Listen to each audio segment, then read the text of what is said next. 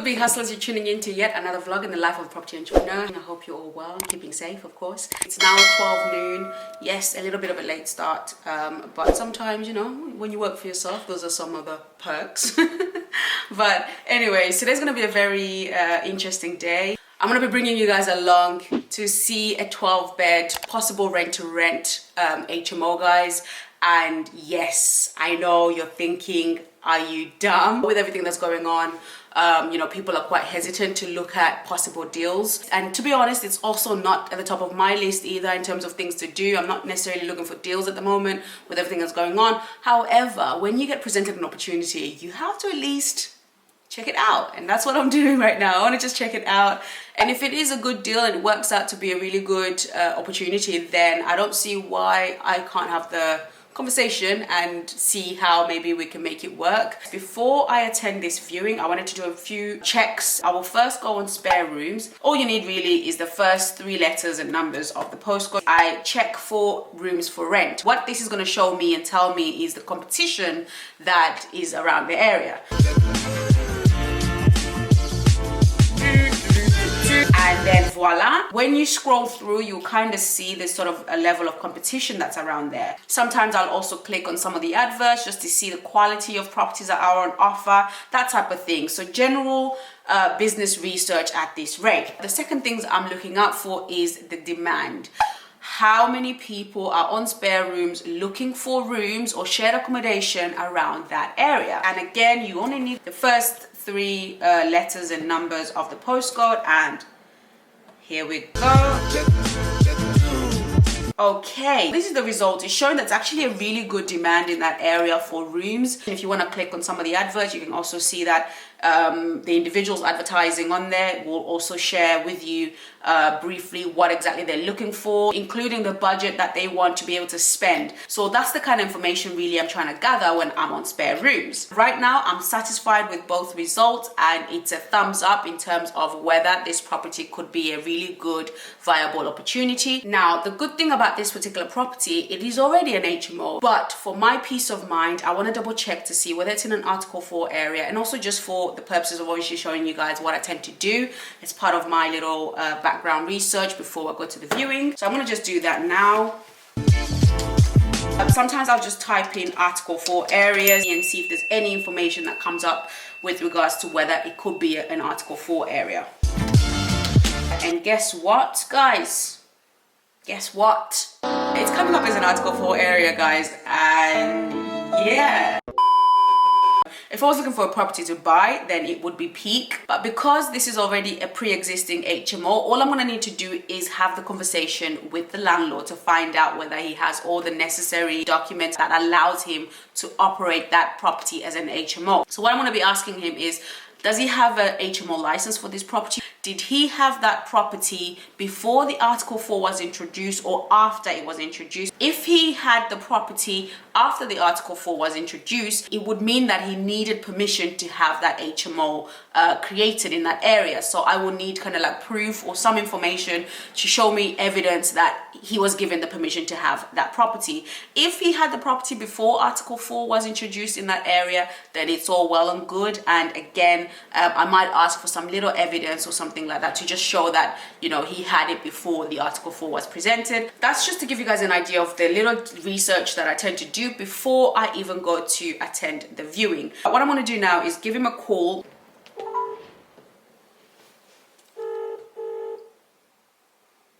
You just wanted to confirm that our viewing is still on, yeah?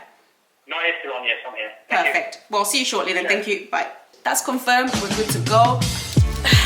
I'm not sure if you guys noticed in the last vlog, the middle tables that I tend to have within the office were not there, and there were just literally, I think, 4 little chairs there sat as if we were playing musical chairs or something. Let me show you what I mean. You will have noticed that the tables are missing in the office. We didn't get robbed or anything like that. By removing the tables that are normally situated right in the center, it just allows for us to kind of keep that distance well and good. Only 3 of us can be in the office at the same time. Every desk as well, we've got our hand sanitizers, and over here we've got masks as well.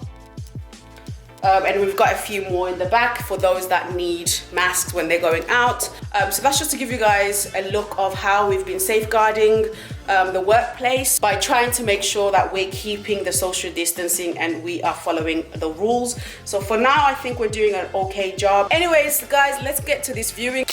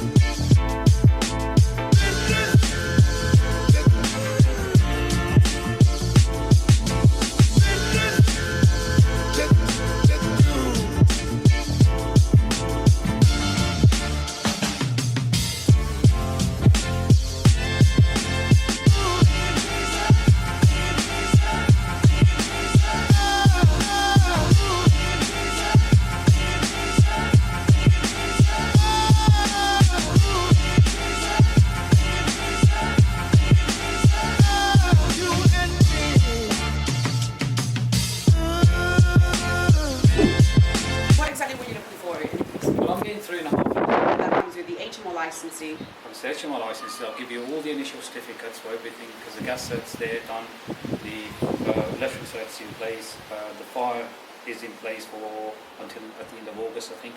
Okay, so obviously now that brings us to conversation about the current situation that's obviously going on. Yes. Is there anything that you'd be open to?